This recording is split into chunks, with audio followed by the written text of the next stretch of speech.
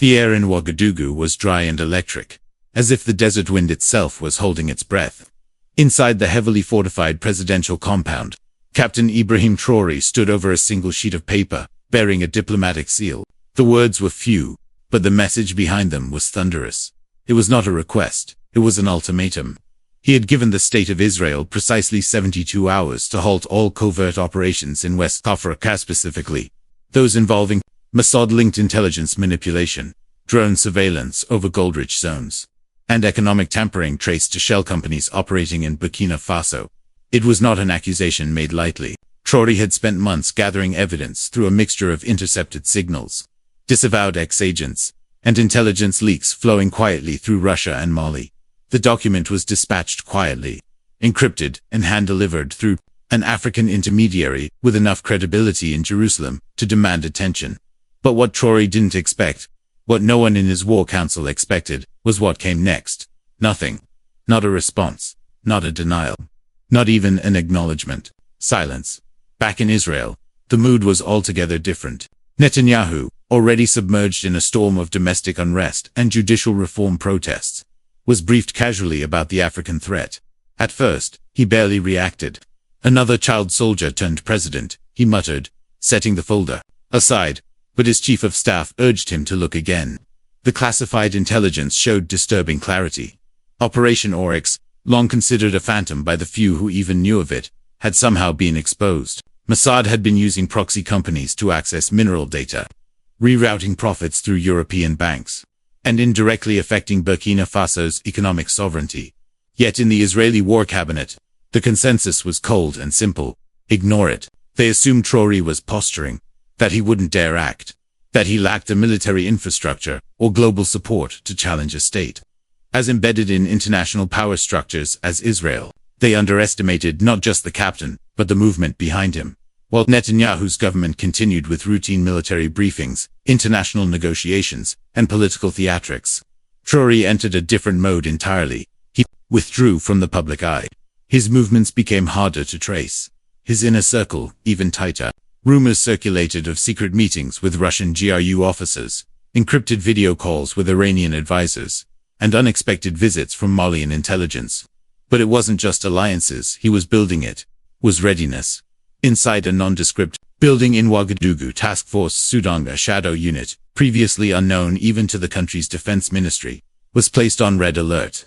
Drone teams were activated. Cyber units began scanning for backdoor intrusions and communications linked to Tel Aviv.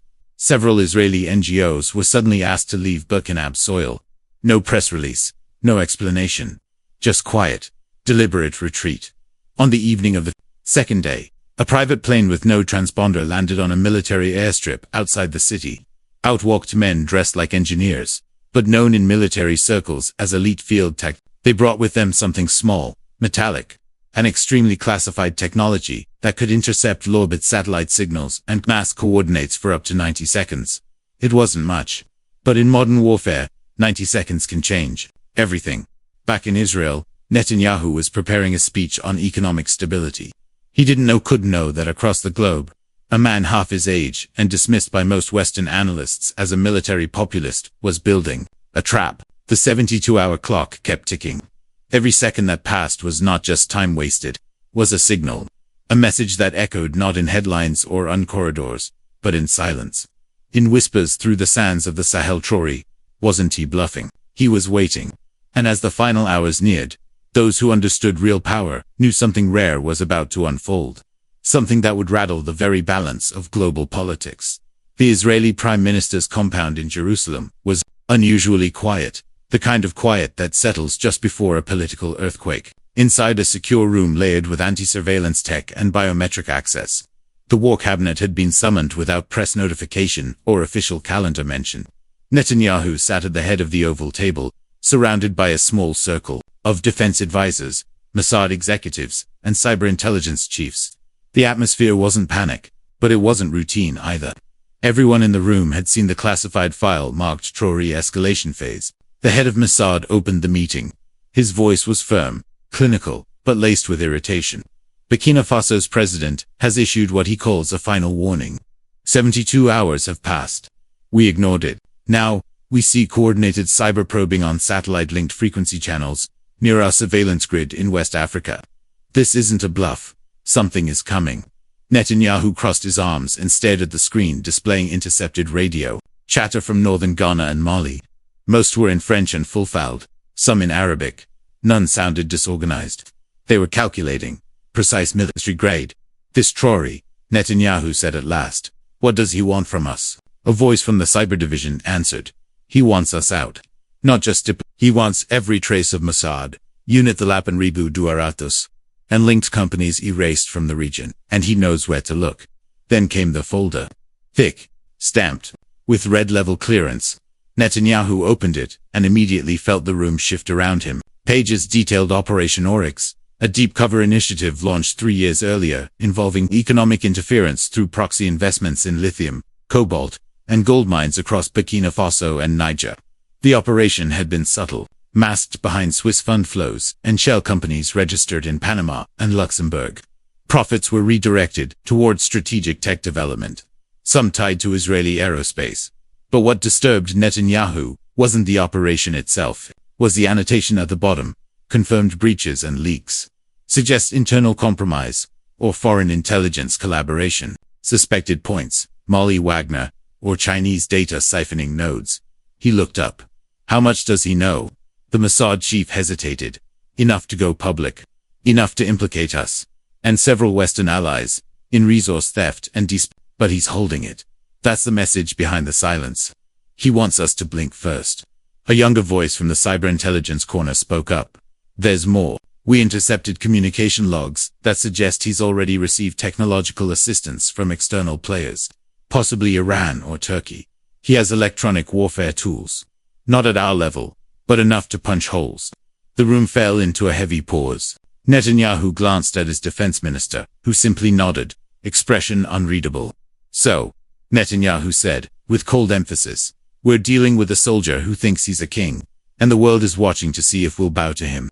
But, even as he spoke the words, there was a subtle sense of something unfamiliar creeping into the discussion. Doubt. Not fear of Traoré himself, but of what he represented. He was young, ideologically potent, militarily sharp, and completely unbound by the traditional playbook of diplomacy. And worse, he had managed to pierce one of the most secretive Israeli operations on foreign soil without firing a single bullet. The debate turned to retaliation. Should Israel launch a cyber disruption campaign? Should diplomatic pressure be applied via ECOWAS or France? Could a covert team neutralize his digital units quietly? But one advisor, a veteran of multiple regional covert wars, shook his head. He's not operating in isolation. We neutralize him, and someone bigger, more strategic, takes his place. This isn't about Burkina Faso anymore. This is about a shift. Netanyahu leaned back in his chair, finally understanding what made this situation different. Traoré wasn't just sending a warning. He was forcing a redefinition of African sovereignty, and the very foundation of covert influence in the Sahel was being cracked open, not by a superpower, but by a captain in a sand-colored uniform who dared to say no. At precisely 12:01 a.m., the 72-hour deadline expired. No message came from Jerusalem, no apology, no warning, just the passage of time, indifferent and silent. In the command center beneath Ouagadougou's presidential palace, Captain Ibrahim Traoré stood before a glowing map. Red dots marked 6 known Israeli-linked facilities across West Africa. Mining outposts, telecom relay stations, and development hubs each had ties to intelligence front operations. His order was clear. One word. Proceed. Within minutes, communications to all 6 sites were severed. In northern Burkina Faso, a convoy of unmarked military vehicles rolled toward a facility camouflaged as a humanitarian logistics center. The guards, private contractors from a European firm, offered no resistance. They were disarmed, their satellite uplinks destroyed, and their hard drives seized. Traoré's men worked fast, surgical. Not a single shot was fired. In Mali and Ghana, similar operations unfolded with almost eerie synchronicity. By dawn, all 6 locations were dark. But it was in the heart of Senegal where the shock truly began. A Mossad safehouse, hidden beneath a government-protected cultural institute, was raided in full. 2 operatives were captured alive. Within hours, secure images of their faces, passports, and false identities were uploaded to a protected African intelligence server and shared with 4 allies. Algeria, South Africa, Iran, and an anonymous Russian node. Within minutes, they were on the dark web. The world awoke, confused. Media outlets struggled to understand what had happened. Burkina officials released no statements. Israeli spokespeople denied any of their facilities had been compromised. But the silence was broken not by governments, but by a broadcast that interrupted multiple African networks across the Sahel. Standing before a simple sand-colored backdrop, Traoré addressed the camera. He wore a standard military uniform. No medals, no teleprompter. His voice was calm but resonant. For too long, they believed we would not see. That our land was nothing but resource for sale. Our skies open to surveillance. Our people data points in a foreign network. But the desert remembers. It remembers the footprints of spies. Today, we wiped them clean. The broadcast was short, less than a minute, but it hit like thunder. In cafes across Bamako, Abidjan, and Dakar, people stopped and watched in silence. On encrypted African defense networks, commanders quietly began sharing notes. And in foreign embassies, phones began to ring, urgent, confused, and afraid. In Tel Aviv, Netanyahu was dragged from a private security briefing into an emergency situation room. Initial reports suggested unverified disruptions in satellite uplink data and possible external interference at West African assets. But when the video of Traoré's address reached Israeli intelligence screens, the illusion of uncertainty evaporated. This was not random. It was a calculated strike. Clean, quiet, and deliberate. We've been outmaneuvered. One Mossad analyst admitted aloud. Netanyahu didn't respond. He simply stared at the paused image on the screen. Traoré's face, unblinking. Within the hour, Israel's foreign ministry issued a bland statement denying any unauthorized operations in Burkina Faso. But on the ground, diplomats were being quietly pulled out. NGOs with even the faintest ties to Western intelligence were told to evacuate due to rising regional instability. And yet, despite the magnitude of what had just occurred, Traoré didn't boast. He didn't call a press conference. He didn't hold rallies. Instead, he vanished from the public eye once more, leaving only the echo of his words. The silence became the message. The restraint became the power dot. And across Africa, something subtle began to shift. For the first time in years, leaders who had once bowed to quiet foreign pressures now looked at their own intelligence teams and asked a new question. Not what will France think, or what will the West allow, but what would Traoré do? A forgotten captain had triggered a continental awakening, and Tel Aviv, confident in its reach, was now caught in a game whose rules had already changed. The ripple effect of Traoré's silent offensive reached beyond the Sahel before the international community could even agree on what had happened. For the first time in decades, an African leader had directly confronted a high-level Israeli intelligence network and walked away not only intact, but emboldened. Global reactions came swiftly, each more layered than the last, each more revealing of the geopolitical tightrope the world now walked. In New York, the United Nations convened an Emergency Security Council briefing. Officially, it wasn't called in response to Burkina Faso. Unofficially, everyone in the room knew why they were there. The Israeli ambassador made a short, vague statement condemning the growing trend of misinformation and cyber aggression, while the African Union representative, without naming Israel, defended the sovereign right of African nations to secure their airspace, land, and future. No direct accusations. Just coded language exchanged between those who understood the chessboard. In Paris, the French government attempted to downplay their role, quietly denying knowledge of any Israeli activity within their former colonies. Yet, leaked documents suggested otherwise. Telecommunication deals, military training contracts, and shared intelligence files that tied French operatives to Mossad outposts.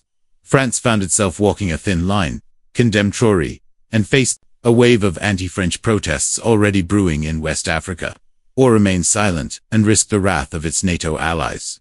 Meanwhile, Washington was torn. Some advisors to the U.S. Secretary of State called for immediate bactional diplomacy, fearing that Traoré's bold moves could destabilize a region already teetering on economic fragility.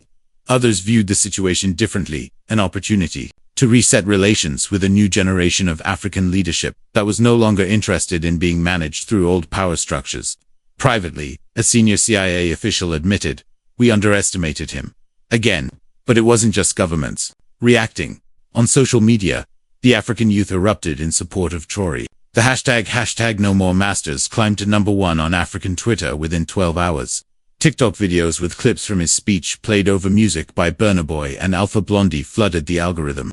From Dhaka to Kinshasa, from Lagos to Harare, a movement was growing not just for Traoré, but for the idea he had dared to embody, that Africa could finally act without permission. In the cyber realm, strange new activity began to emerge. An African-based hacking group, calling themselves Sand Pulse, claimed responsibility for temporary disruptions in satellite systems connected to offshore surveillance grids. Their manifesto, written in a mix of Arabic, English, and Swahili, declared, "We do not attack nations. We reveal intrusions." It was subtle, almost poetic, but every intelligence agency in the world was now watching them. In Algeria and Iran, leaders issued vague but supportive statements, praising acts of sovereign dignity and the courage of small nations to stand tall. Turkish state media ran special reports analyzing how Traoré's move had disrupted Israeli strategy in the Red Sea corridor. Russia, without issuing an official comment, allowed its state-aligned news outlets to praise Traoré's strategic mind and military discipline. In China, a foreign policy paper was quietly circulated among officials, highlighting Traoré as a stabilizing actor in a multipolar world. Back in Israel, Netanyahu faced growing criticism from within his own coalition. His silence following the African strike had not only unnerved the public, but emboldened his opponents. The media questioned how such a complex operation had been exposed under his watch. Leaked transcripts from Knesset meetings revealed rising tension. Some ministers wanted retaliation, others feared escalation. A prominent retired general broke ranks on live television, saying bluntly, "We are no longer feared the way we were. That is dangerous." But for Traoré, the mission was never about fear. It was about awakening. The speech he gave before the African Union, a week later, confirmed it. Calm, direct, and stripped of political fluff, he spoke as if addressing the future itself. "We are not enemies of Israel, but we are enemies of invisible chains. We are not rebelling, we are remembering." And the world, for once, listened. The sky over Tel Aviv was unusually still that night. But inside Israel's Central Intelligence Headquarters, the mood was anything but calm. Hours earlier, a drone had entered Israeli airspace undetected until it was nearly overhead for exactly 17 seconds before vanishing into the Mediterranean night. No damage was reported, no footage released, no claims of responsibility made. But the message was undeniable. Someone had penetrated the unthinkable. And for the first time in a decade, Israeli airspace had been breached. At first, military officials suspected a regional adversary on Syria, or perhaps a Hezbollah faction. But what truly shook the core of Israel's defense apparatus came minutes later, when digital forensics traced part of the drone's command signal to a bounce relay that originated not from Tehran or Damascus but from Ouagadougou. The file was classified immediately, but the implications raced ahead of any attempt to contain them. This wasn't a direct attack. It was a statement, and it was global. Israel had ignored a deadline, lost control of 6 covert outposts, had operatives exposed and humiliated, and now, its skies had been symbolically violated by the same man they had once dismissed as a low-ranking military populist. Captain Ibrahim Traoré had not just pushed back, he had set a new precedent for asymmetric defiance. But the final blow came not in the air, but in the digital realm. Just before midnight, a secure intelligence sharing forum used by Israeli and European operatives was infiltrated. Within minutes, portions of Operation Oryx, the top-secret program, linking Israeli economic interests to destabilization, tactics in West African mining sectors, were dumped on the dark web. Documents included correspondence, financial routing paths, and satellite images. The data was unmistakable, and its authenticity undeniable. It was the kind of breach that couldn't be spun or denied, only survived. Within hours, conspiracy forums exploded, and within days, major media outlets began picking up pieces. The phrase resource colonization resurfaced in mainstream conversations. Think tanks in Brussels, Washington, and Geneva began re-evaluating every African policy drafted in the last decade. Countries with similar footprints in Africa began quietly auditing their own programs, terrified of a similar exposure. Inside Mossad, fingers pointed in every direction. How did Traoré get access to this level of intelligence? Did he have a whistleblower? Was there a mole? Or had foreign actors Russia, Iran, or even China helped him crack the files? The truth was more unsettling. A former Israeli intelligence operative long thought dead after an off-book operation in Eritrea, had resurfaced in South Africa. And he wasn't hiding, he was talking. In a leaked audio recording that would later become infamous, the voice calmly states, "I didn't defect, I woke up." Back in Ouagadougou, Traoré refused interviews. He issued no triumphant declarations. Instead, he sent a short letter to the African Union's leadership, requesting an emergency summit on digital colonialism and regional sovereignty. The request was approved in record time. Invitations were sent not just to African heads of state, but to global observers from Brazil, India, Malaysia, and Indonesia, nations with post-colonial wounds of their own. Meanwhile, protests erupted in multiple African cities, not against Traoré, but in support of him. Banners read "Africa is not a client," and expose every empire. In Lagos, students marched to the Israeli embassy, holding flash drives above their heads. In Nairobi, digital activists organized a virtual blackout, flooding international servers with encrypted files bearing one signature, Sand Pulse. The Israeli public, weary from internal strife and external tensions, looked toward Netanyahu for a response. But there was none. His government spiraled into silence. Approval ratings dropped. The Knesset fractured further. Allies grew colder. And in diplomatic circles, a painful truth began to surface: Israel, a nation built on intelligence superiority, had been strategically outmaneuvered by a young African leader with limited resources, limitless will, and a vision far beyond his borders. What had begun as a missed deadline had become a global tremor. And Traoré, once underestimated, now stood, not just as a man but as a message.